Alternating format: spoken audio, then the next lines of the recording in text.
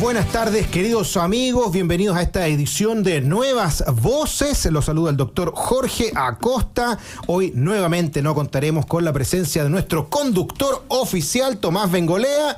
Así que le mandamos un gran saludo. Todo indica que mañana ya se suma a nuestro panel y además también reiterar los saludos. Le llegaron hartos saludos por redes sociales, a través de nuestros amigos también en los canales de Nuevas Voces, en YouTube, en todos lados. Así que estaba muy contento por haber recibido el premio Jaime Guzmán, profesor Jaime Guzmán, a propósito de su destacada participación como el mejor estudiante de Derecho Constitucional de su generación en la Pontificia Universidad Católica en la Facultad de Derecho. Y hoy nos acompaña los panelistas oficiales de día martes, aquí absolutamente presencial en los estudios centrales de Radio Agricultura, don Claudio Salinas, director ejecutivo de la Coordinadora de Movimientos Ciudadanos. Muy bien, ahí sí. ¿Cómo estás tú?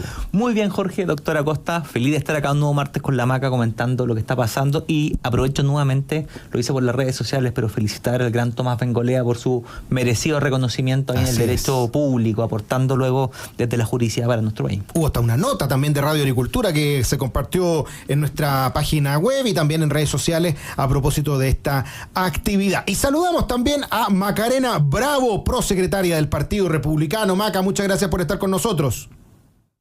Hola Jorge, muchas gracias. Feliz de estar acá de nuevo en el panel y felicitar por supuesto ahora en vivo a nuestro gran conductor Tomás Bengolea por su premio del profesor Jaime Guzmán en la universidad. Un orgullo para nosotros y obviamente también para la red.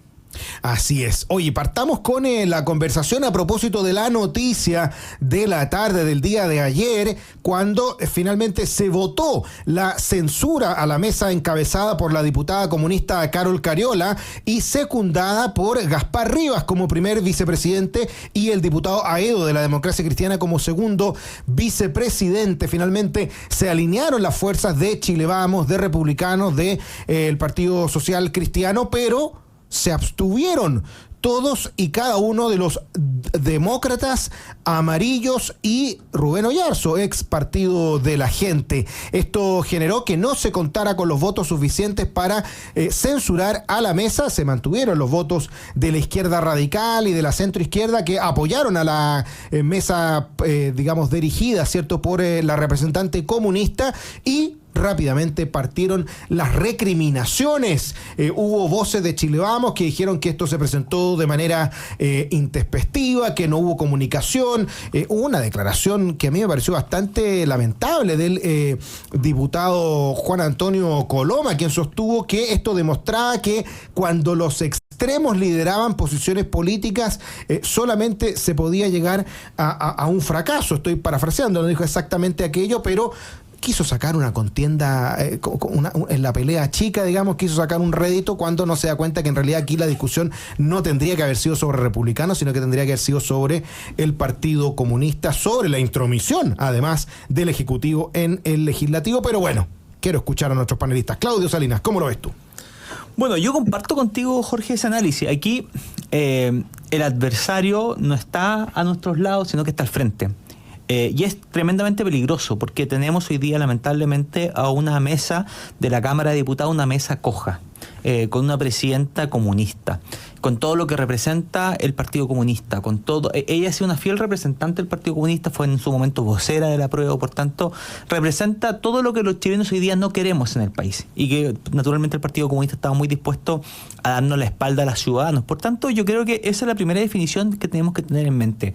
Hay una mesa coja que no asegura gobernanza, que no asegura que los temas relevantes para la ciudadanía, por ejemplo, en temas de seguridad, se pueda dar un buen tratamiento desde el Congreso, toda vez que además, por ejemplo, el gobierno no está dispuesto a dar suma urgencia a proyectos de leyes claves, como por ejemplo mejorar el tema de la infraestructura crítica, seguridad, en temas de inteligencia, entre otras materias que uno apostaría que desde la presidencia de la Cámara de Diputados se pueda avanzar, y lamentablemente mientras exista una dirección comunista eso es muy difícil.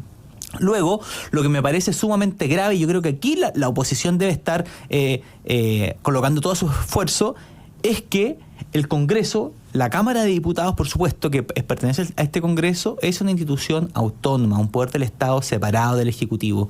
Y lo que parece grave acá es que todo indica la prueba, son pruebas muy evidentes que el Ejecutivo, a través del ministro Elizalde, estuvo negociando estos cupos. Por tanto, se intrometió en un poder autónomo, un poder dentro de otro. Y eso en un Estado de Derecho no debe pasar.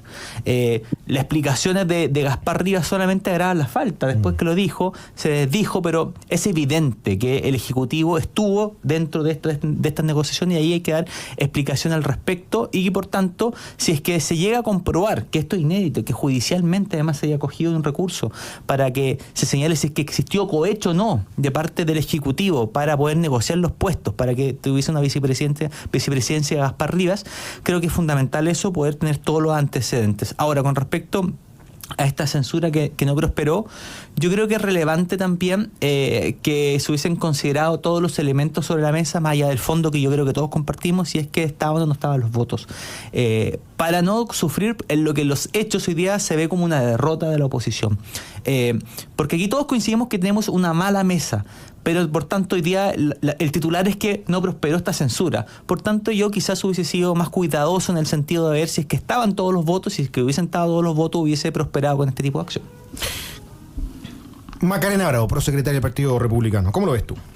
Sí, mira, tomando el último punto de lo que decía Claudio de ser más cuidadoso, creo que es algo que al menos desde republicanos yo no comparto, especialmente porque los republicanos actuamos por convicción y no por cálculo político.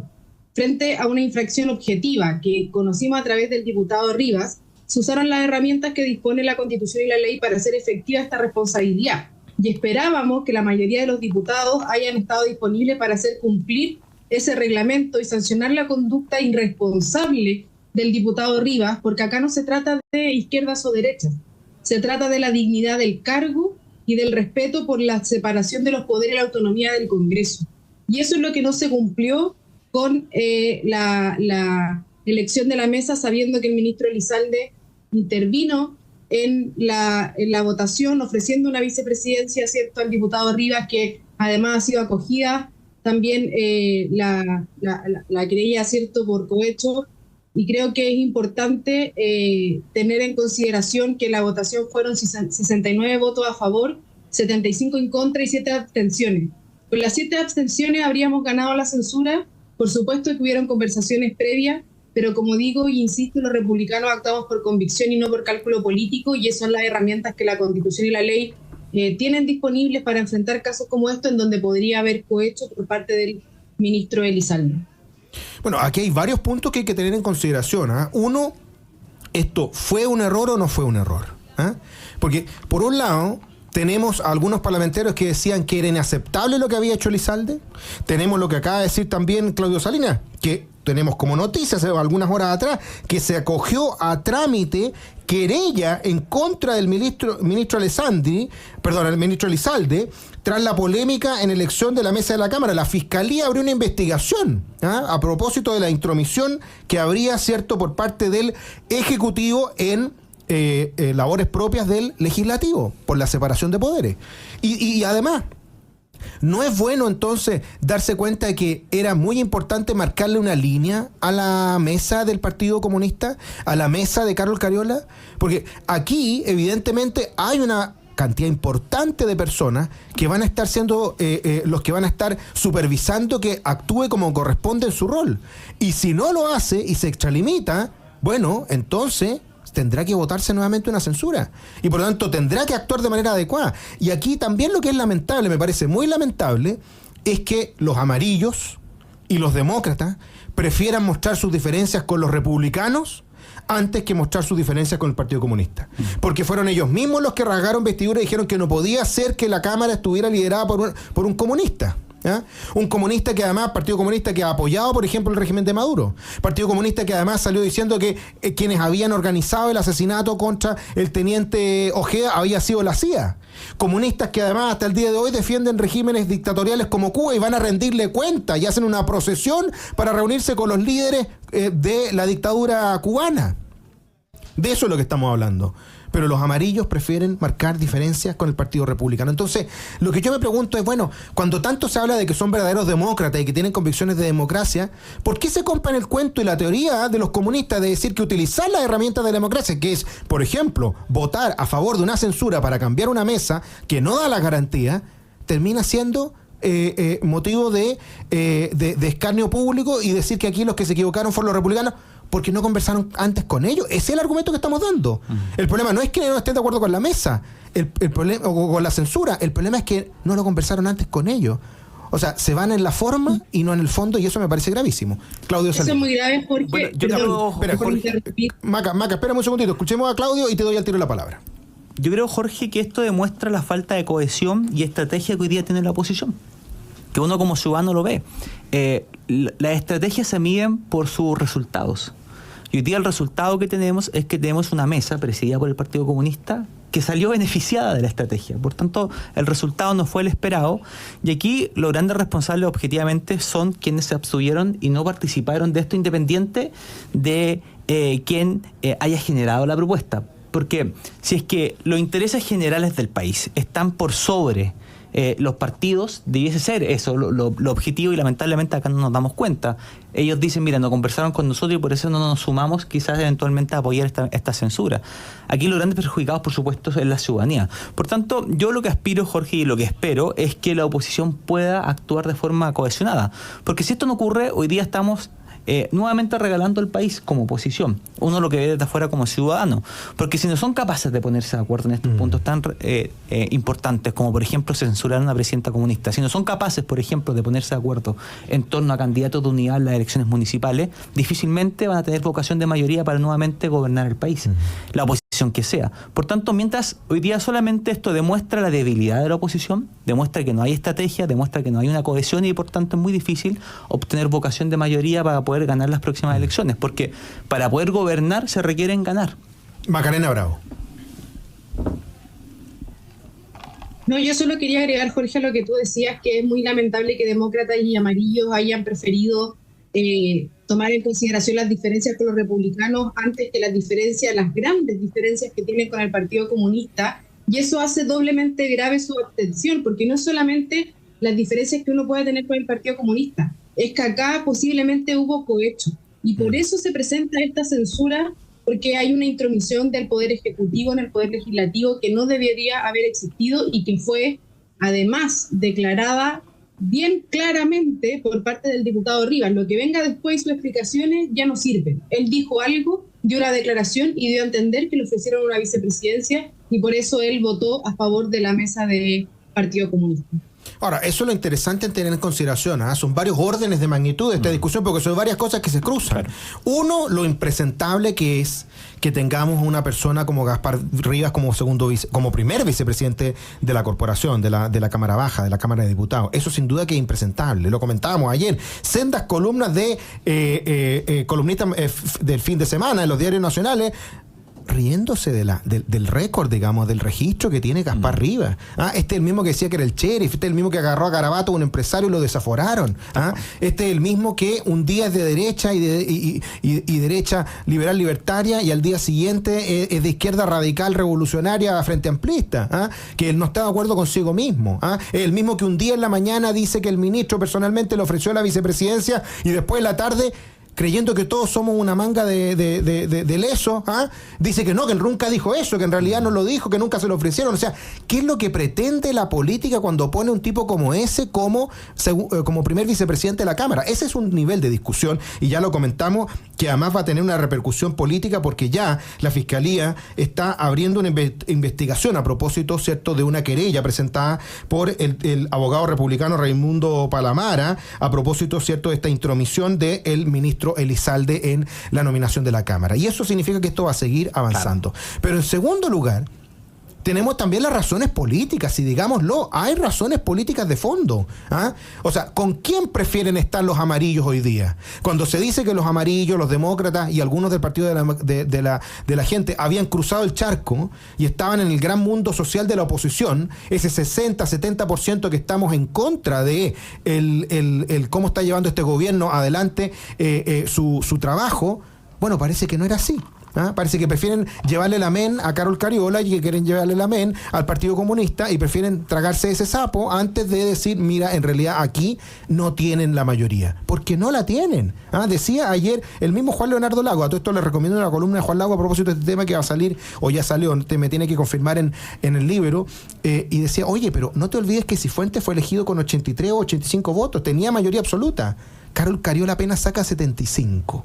O sea, ahí hay una fractura. Ahí hay una fractura. Y es dramático que no se demuestre el equilibrio, porque esto va a tener consecuencias. Y el día de mañana, cuando no respete la imparcialidad como habitualmente lo hacen los comunistas, que no saben manejar asambleas plurales. ¿Cómo manejar las? Bueno, nosotros fuimos dirigentes universitarios algunos, o tuvimos experiencia a nivel universitario o a nivel secundaria.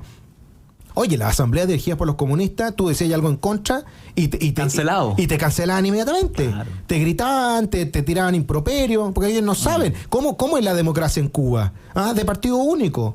Entonces no me vengan a decir que son los adalides de la democracia, porque todos sabemos que no es así. Vamos a ir a nuestra primera pausa y seguimos conversando con Claudio Salinas, Macarena Bravo, aquí en Nuevas Voces, en nuestro panel de día martes, que ya volvemos. Día martes en Nuevas Voces, pero antes vamos a saludar a quienes hacen posible nuestro programa. Posgrados de la Universidad San Sebastián cuenta con más de 100 programas en diversas áreas del conocimiento. Más de 14.000 egresados han preferido sus magíster, diplomados, postítulos y especialidades. Conoce más en posgrados.uss.cl.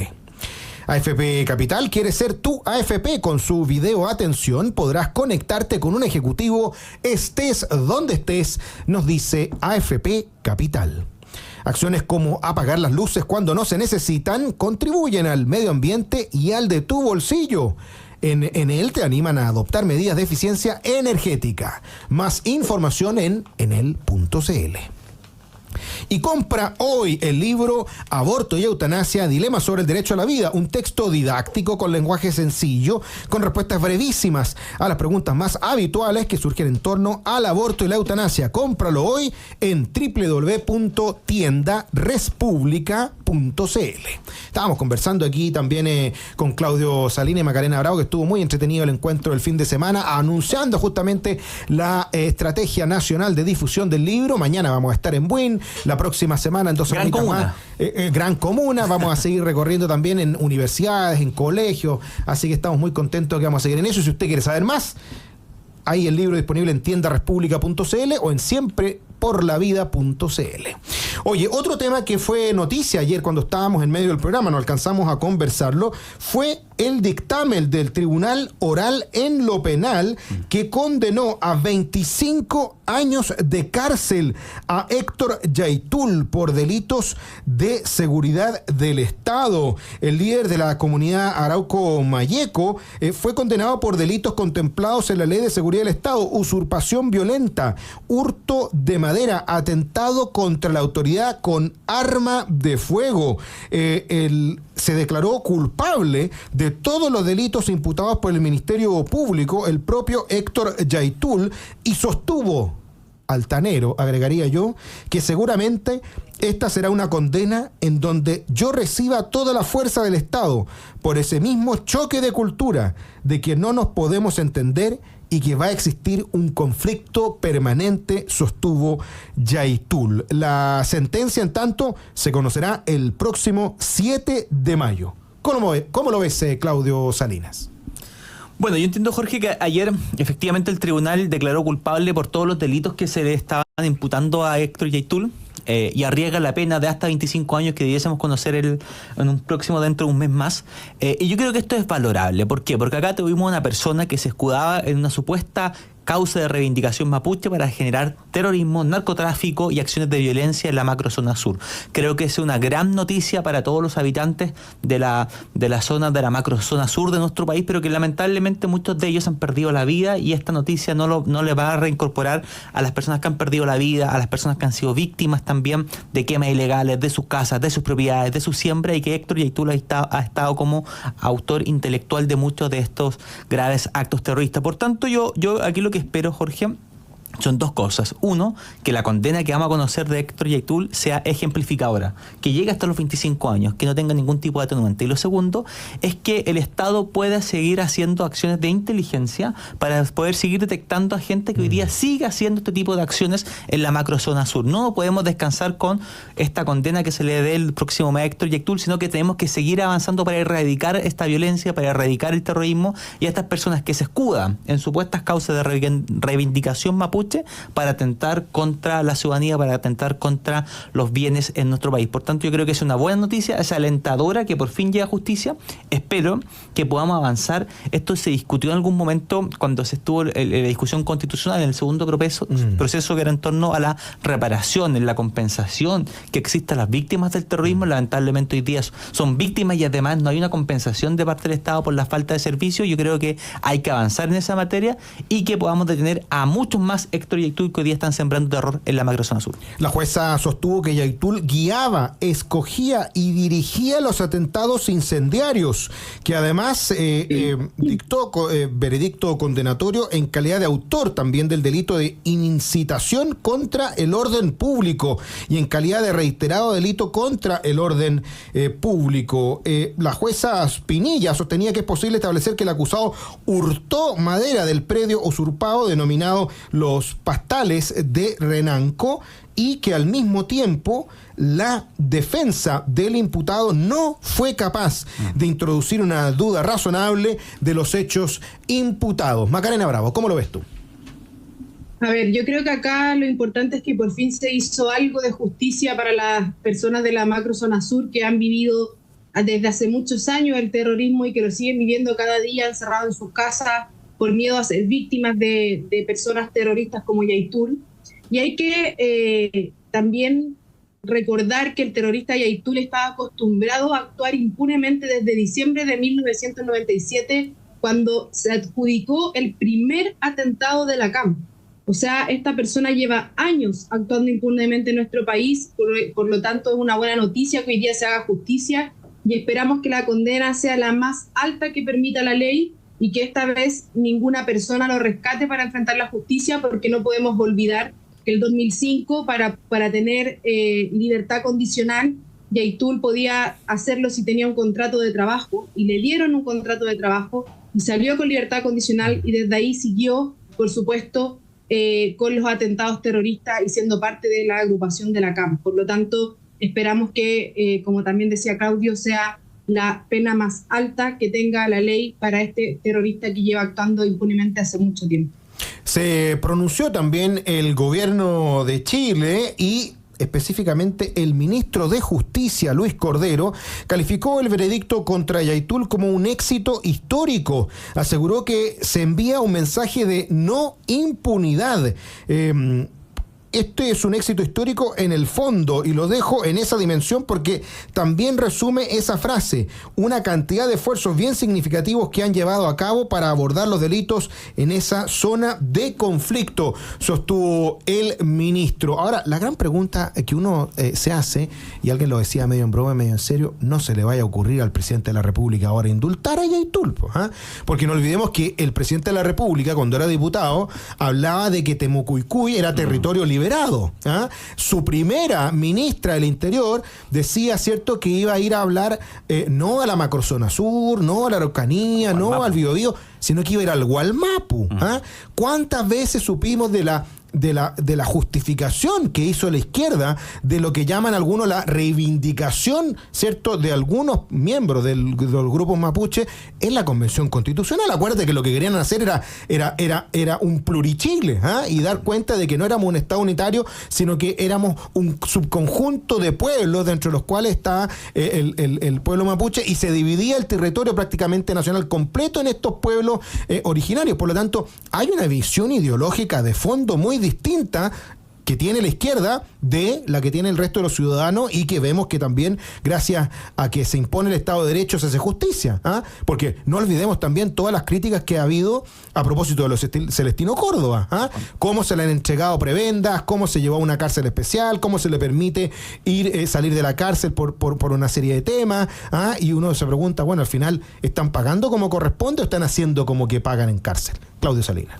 Yo creo, Jorge, que la declaración o este titular del ministro de Justicia interpreta más su opinión particular más que la de este gobierno. Recordemos que Janet Vega, ministra de Desarrollo Social del presidente Boric, contactó a Yaitul a través de su asesora. Toda la razón. Y le pidió conversar con él para poder integrar un diálogo directo con el gobierno de Boric junto con Yaitul. O sea, y eso le costó su cargo. Le costó su cargo. Cuando se conoció. Efectivamente, pero el gobierno tiene que dar explicaciones por eso. O sea, por qué permitió, o por qué, más que permitió, porque no creo que espero que el presidente Boric no haya dado esa instrucción, pero porque hay gente cercana a este gobierno, como un ministro de Estado, cree que es oportuno, cree que es necesario contactarse con un terrorista.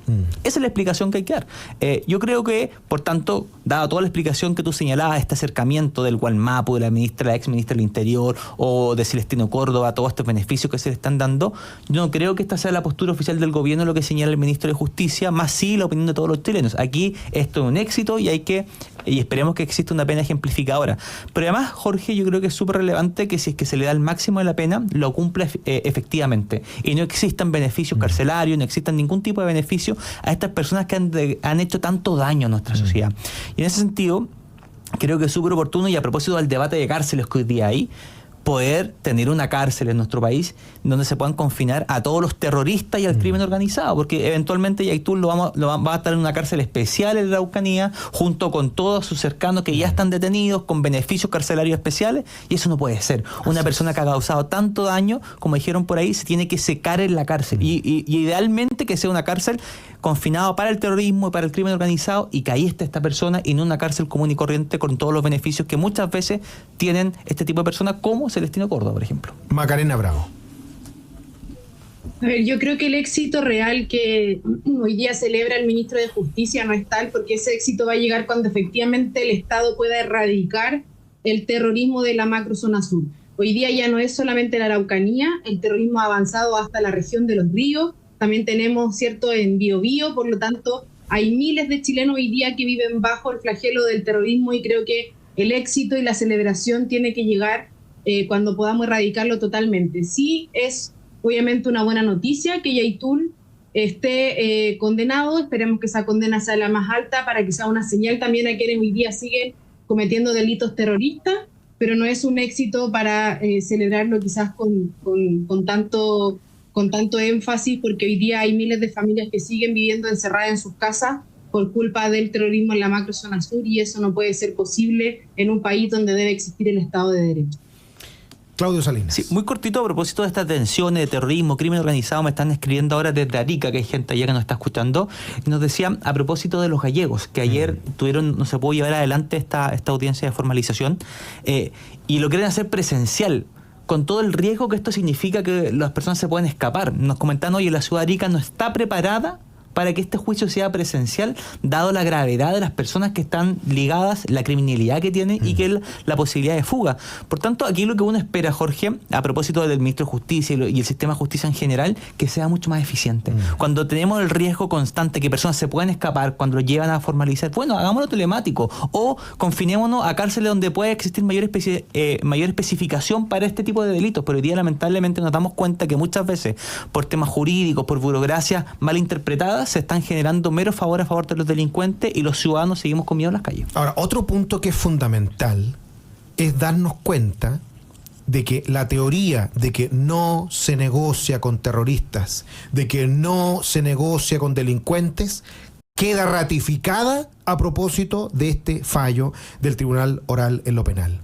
Porque muestra claramente que es culpable de tantos delitos que, si se aplicara el máximo rigor de la ley, Yaitul debería estar preso por 25 años.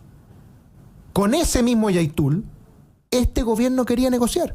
Como lo dijo muy bien Claudio Salinas a propósito de la ex ministra de Desarrollo Social, Janet Vega. Con ese mismo Yaitul, este gobierno y los representantes de este gobierno querían hacer un plurichile. Con ese mismo Yaitul, recordemos el tuit, porque siempre hay un tuit del presidente Gabriel Boric cuando era diputado, el 9 de julio de 2021, a propósito de cuando, ¿se acuerdan? Cuando falleció un miembro de estas organizaciones y se creía que era el hijo de Ernesto Yaitul. Bueno, ¿qué fue lo que dijo el presidente?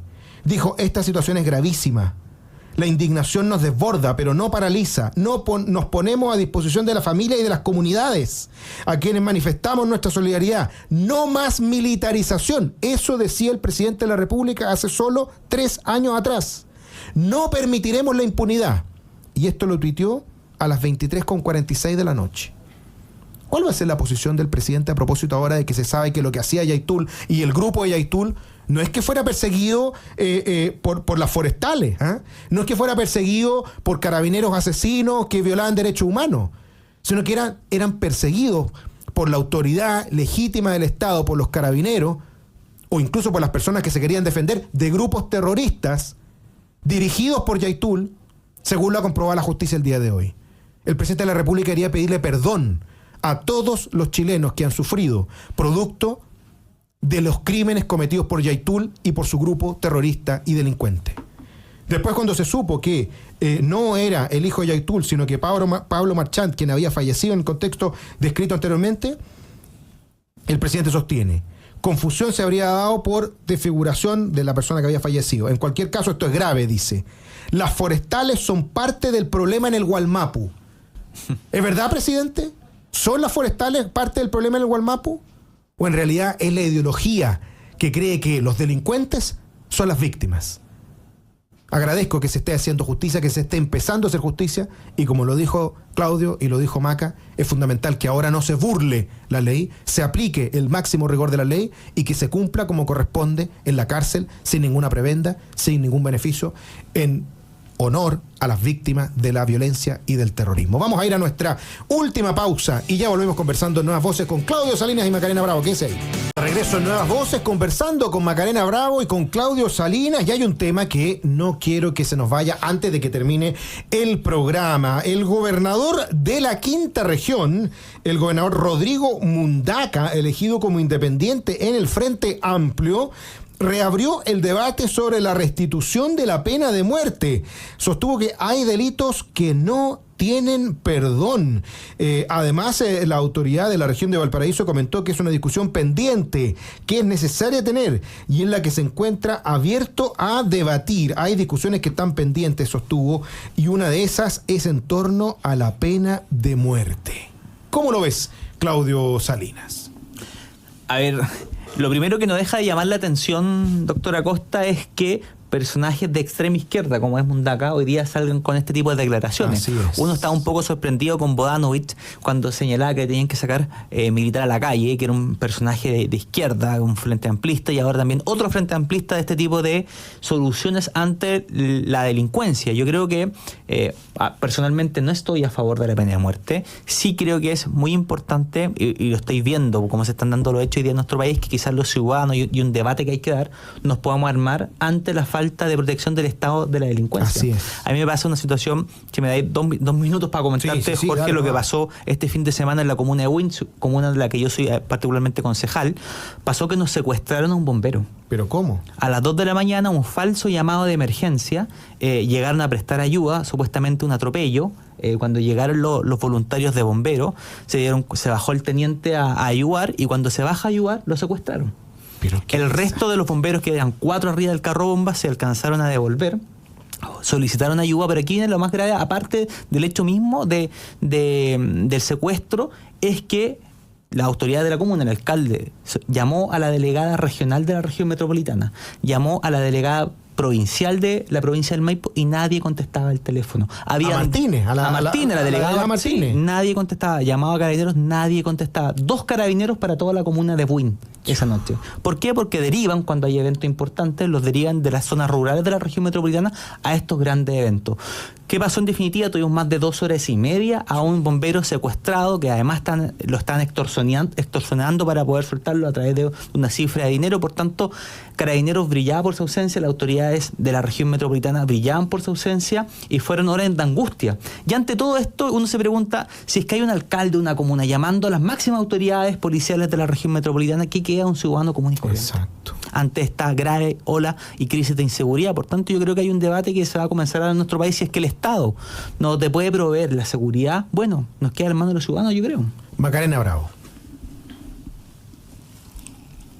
A mí, en lo personal, también no estoy de acuerdo con la pena de muerte. Yo creo en la vida desde la concepción hasta la muerte natural, pero sí creo que el problema que estamos enfrentando en seguridad es estructural, y acá hay un problema de cambios que tenemos que hacer en el Poder Judicial, en las cárceles, en cómo se están tomando detenidos todos los delincuentes en esta crisis que estamos viviendo.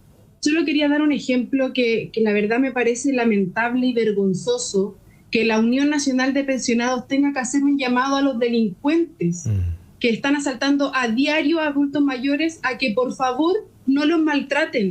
Ni siquiera les están pidiendo que no los asalten, sino que por favor no los maltraten, que no haya violencia cuando les roban sus pensiones. Y eso la verdad que me parece de extrema gravedad. Creo que acá lo que hace falta es que esta crisis de seguridad que afecta a todos los chilenos, pero con mayor intensidad a los más vulnerables, que son los niños, las mujeres y los adultos mayores, no exista más abandono por parte del Estado, porque los grupos vulnerables no lo ocultan. Tienen que rogarle a los delincuentes que no los maltraten, ni siquiera que no los asalten. Y la violencia ya no tiene límite, no distingue edad, no distingue sexo, condiciones, nada. Por eso es tan importante que el Estado reaccione y reaccione con fuerza. Necesitamos que el Estado reaccione pronto, con fuerza, para proteger a todos los ciudadanos y no solo evitar que golpeen a los adultos mayores, sino que no los asalten y que obviamente puedan resguardar el derecho a vivir sin miedo de todas las personas en nuestro país. Bueno, yo estoy de acuerdo con lo que comentaban tanto Macarena como Claudio, y quiero hacer la siguiente reflexión. Es tan evidente que es un efecto electorero el que quiere hacer el gobernador de la región metropolitana, perdón, de la quinta región de Valparaíso. Es tan evidente que lo que quiere hacer Mundaca es electorero, que es nauseabundo. Eso es lo que es. Porque este era el mismo que hablaba de las violaciones a los derechos humanos de Carabineros. Este es el mismo que hablaba, ¿cierto?, de que los delincuentes en realidad no eran culpables de lo que hacían, sino que es la sociedad que lo oprime, porque de ahí viene esa ideología de la izquierda. Estos son los mismos octubristas que no quieren hacer una regla del uso de la fuerza que proteja primero a los carabineros y a los militares. O sea, si de verdad están pensando en pena de muerte, bueno, ¿por qué no antes piensan que podamos respaldar como corresponde a las autoridades, digamos, que ejercen la ley día a día en las calles? Respaldar a los carabineros, respaldar a la PDI, respaldar a las fuerzas militares que están desplegadas en el país. ¿Por qué no hacemos que no tengan que tener tantas justificaciones cuando tengan que protegernos a nosotros, a los ciudadanos? Esa es la reflexión que habría que hacer. Porque yo también soy absolutamente pro vida desde la concepción hasta la muerte natural, y me niego a creer que la única forma en que vamos a parar esto es con la pena de muerte, porque no es así. No es así. El tipo que sale a delinquir sabe que su vida está en riesgo. Y por lo tanto su vida, la verdad que él la valora menos que incluso el resto de la sociedad, y por lo tanto está dispuesto a hacerlo. La posición es que también sepa que va a haber una fuerza durísima de carabineros, de policía de investigaciones y de militares, si es necesario, que van a estar dispuestos a disparar para defender a los más débiles. Y lamentablemente esta discusión que dice Claudio también hay que empezar a tenerla.